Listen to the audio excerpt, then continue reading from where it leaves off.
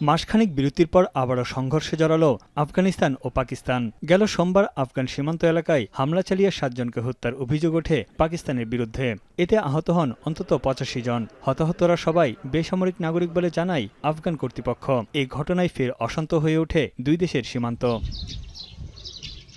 সীমান্তে কার্যক্রম বন্ধ থাকায় নিজ দেশে ফিরতে পারছেন না আফগানরা। পাকিস্তান বলছে নিরাপত্তার শঙ্কায় সীমান্ত ক্রসিংয়ের সব কার্যক্রম বন্ধ করে রাখা হয়েছে।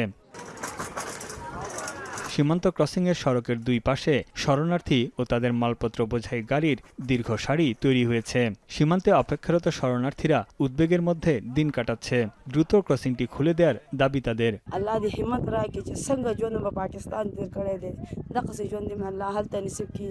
نو هلته بیا که د تورخم بند شي نو موږ ته بیا ډېره غټه مسله ده، نو دی به بیا څه کېږي. نو موږ ته دا بندوبست پکار دی. ټول افغانانو ولا ډېره یرم ده، یره خو ډېره په دې ده چې جګړه به وشي، بیا به میاشت ২ میاشتې بند دي، بیا به دلته ولاړ یو। বৈধ ভিসা ছাড়া বাকি সব আফগান নাগরিকদের পাকিস্তান ছেড়ে চলে যাওয়ার নির্দেশ দিয়েছে সরকার। ২০২৩ সাল থেকে ৩০ লাখের মধ্যে ২০ লাখেরও বেশি মানুষকে এরই মধ্যে আফগানিস্তানে ফেরত পাঠানো হয়েছে, যাদের অনেকেই দ্বিতীয় ও তৃতীয় প্রজন্মের শরণার্থী।